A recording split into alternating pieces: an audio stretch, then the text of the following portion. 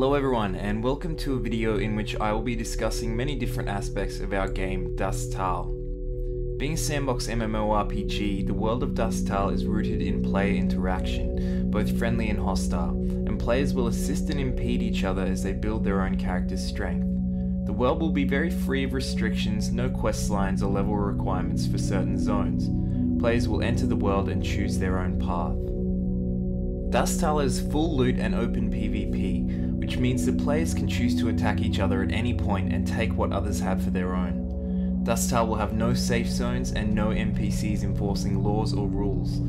Instead, we plan to introduce certain incentives that will make the shoot first, ask questions later mentality very risky in most situations, and will make cooperation or at least civility very much an option between players.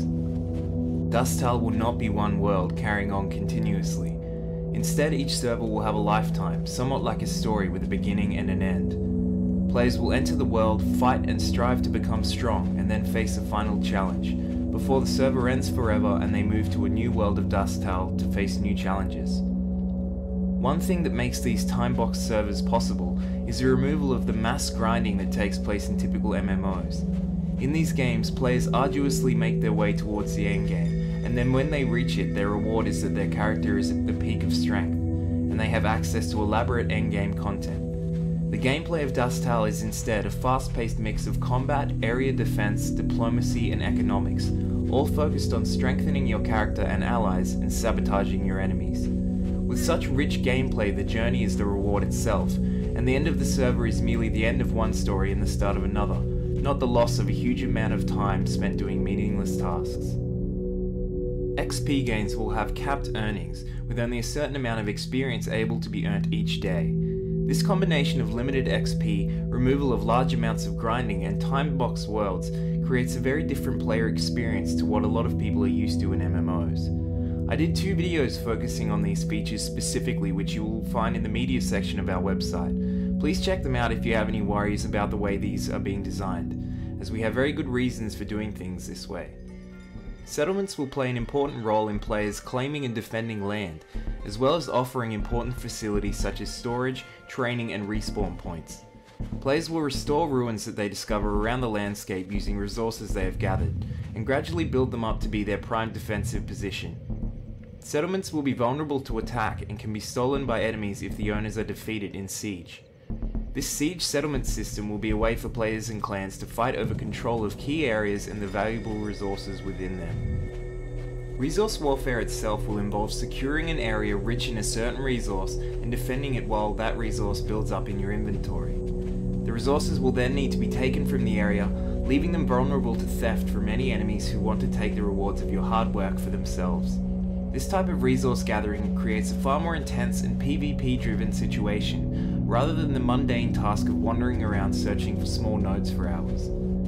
Given that resource gathering is a hazardous activity, and certain resources will be abundant in some areas and not in others, this creates an economy in which some factions will have need of resources they may not have access to. Trading between players and clans will be extremely important, and when trading is not possible, clans may find themselves at war in order to gain resources they desperately need from a group who are hoarding it for themselves. Resources will play an extremely important role in shifts in power, as a group without access to resources cannot craft or repair weapons and armor, and will find themselves at a disadvantage in battle. Combat is something that we want to do very differently to the typical MMO also, moving away from repetitive tab targeting and click-to-target abilities.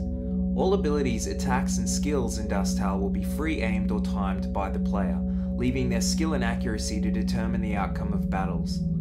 In combination with armor and weapons, we want skill to be the most important part of a player's arsenal. Low-level characters will find it possible to band together and completely outplay a high-level character who comes around looking for easy ganks, and a moderately geared player will find it easy to defend against a high-level character if they are very skilled.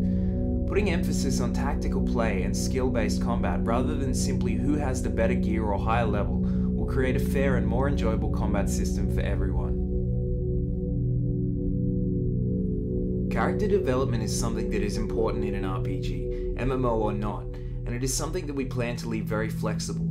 Players will be able to dabble in all sorts of weapons and armor proficiencies in one character, meaning that there is no need to create numerous alts with special skills.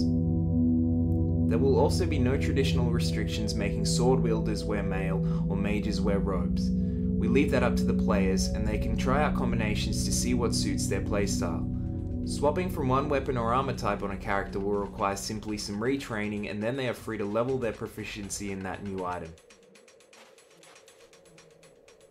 The world of Dust Tal does have a lot of story and lore that we've discussed, but we want to keep that very far away from restricting our players' characters from being bound to a set story.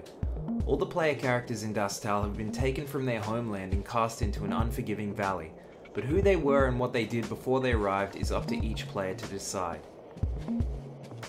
How Dust Tal continues to progress will be greatly influenced by those who join us and have their thoughts heard.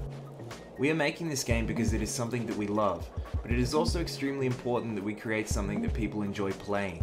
So join us on our forums and tell us what you think about certain features, or maybe something you think is missing.